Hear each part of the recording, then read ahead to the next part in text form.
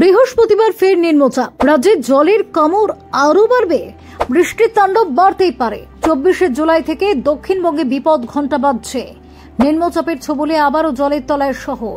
উত্তরের পর এবার দক্ষিণেও এই আশঙ্কা। ওড়িশা ঝাড়খণ্ডের বৃষ্টি ঢুকবে বাংলায়। উত্তরবঙ্গে ধাক্কা দিয়ে দক্ষিণবঙ্গে ঝড় বৃষ্টি, বন্যার হুঁশিয়ারি। 3 দিন আগে যে জল উঠেছিল তা নামেনি। তার মধ্যেই ফের নতুন নিম্নচাপের হুমকি। উত্তর বঙ্গোপসাগরে বৃহস্পতিবার তৈরি হতে চলেছে আরও একটি নিম্নচাপ। তার আগে উত্তাল হতে শুরু করেছে বঙ্গোপসাগর, আর তার প্রভাব পড়বে সোজা দক্ষিণবঙ্গে। প্রশ্ন একটাই, আসছে কি আরো বড় বিপর্যয়?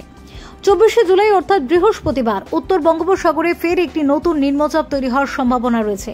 এই নিম্নচাপের জেরে দক্ষিণবঙ্গের প্রায় সব জেলাতেই ভারী থেকে অতি ভারী বৃষ্টির সতর্কতা জারি করেছে আলিপুর আবহাওয়া দফতর। ঝাড়গ্রাম, দক্ষিণ 24 পরগনা, পূর্ব ও পশ্চিম মেদিনীপুরে অতি ভারী বৃষ্টির সম্ভাবনা। সেই সঙ্গে জল বাড়তে পারে নদী নালায়।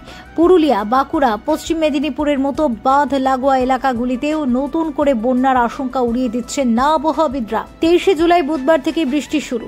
দক্ষিণ 24 পরগনা, পূর্ব মেদিনীপুরে ভারী বৃষ্টির সম্ভাবনা। শুক্রবার 25শে জুলাই থেকে হাওড়া, হুগলি, পূর্ব ও পশ্চিম বর্ধমানে জোর বৃষ্টি চলবে। ওদিকে ওড়িশা ঝাড়খণ্ডে টানা ভারী থেকে অতি ভারী বৃষ্টি চলবে 26শে জুলাই পর্যন্ত।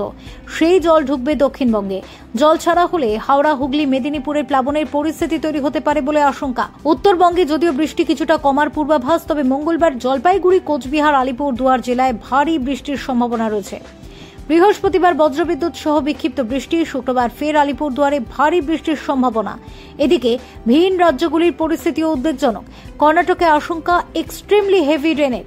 সঙ্গে তামিলনাড়ু, পন্ডিচেরি, সিকিম, দিল্লি, অসম, মেঘালয়, উত্তরাখণ্ড সহ একাধিক রাজ্যে সতর্কতা জারি করেছে মৌসুম ভবন। পরিস্থিতি যেদিকে যাচ্ছে তাহলে স্পষ্ট এই সপ্তাহের বৃষ্টি শুধুই ভিজিয়ে দেবে না, ভাসিয়ে দেবে অনেক কিছু। Bureau report, talk to time.